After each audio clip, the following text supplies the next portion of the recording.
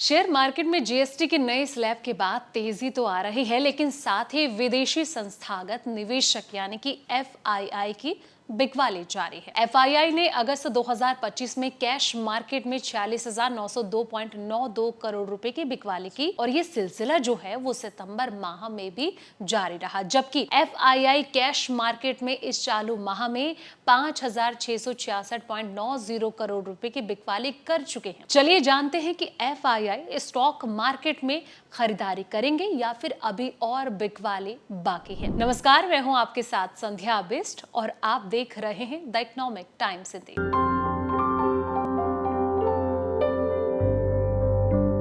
कमजोर corporate earning के बाद एफआईआई की बिकवाली की स्पीड बढ़ गई है। भारतीय कंपनियों की आय में कमी आई है। वित्त वर्ष 2025 और 26 की पहली तिमाही में कंपनियों की मुख्य आय सालाना आधार पर 3.3% कम हुई और टैक्स से पहले मुनाफा जो है वो 7.4% घट गया। अर्निंग की ये जो कमजोर विशेष रूप से बैंकिंग और आईटी सेक्टर में देखने को मिली है। इससे एफआईआई ने बैंकिंग और आईटी सेक्टर में बिकवाली जो है वो बढ़ा दी है, लेकिन आने वाले दिनों में रेट कट की संभावना बैंकिंग और आईटी दोनों सेक्टर में बाइंग वापस ला सकती है।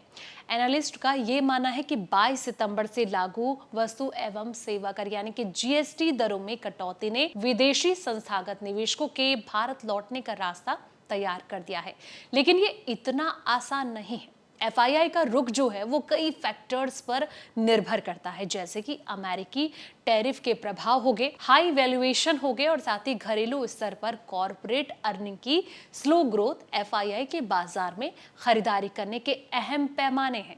साल 2017 में जीएसटी लागू होने के बाद से अब तक का सबसे बड़ा बदलाव जीएसटी 2.0 के रूप में आया है और इसमें उपभोक्ता की सभी श्रेणियों में टैक्स में कुल मिलाकर कमी देखने को मिली है।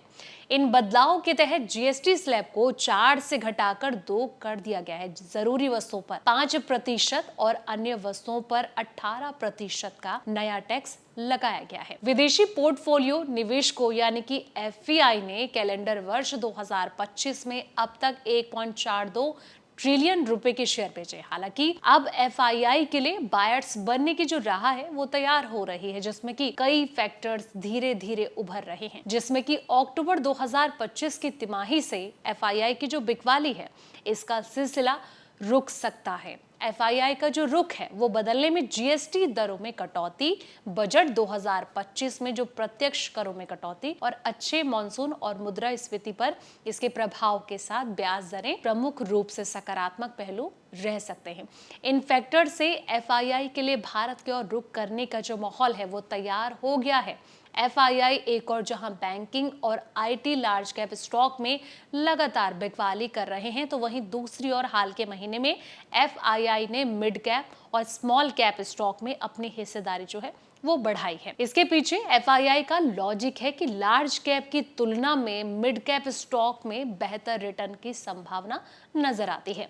जीएसटी 2.0 से छोटे बिजनेस को लाभ होने की भी उम्मीद जताई जा रही है। फिलहाल इस वीडियो में इतना ही। ऐसे तमाम वीडियोस के लिए आप देखते रहें द इकोनॉमिक टाइम्स हिंदी।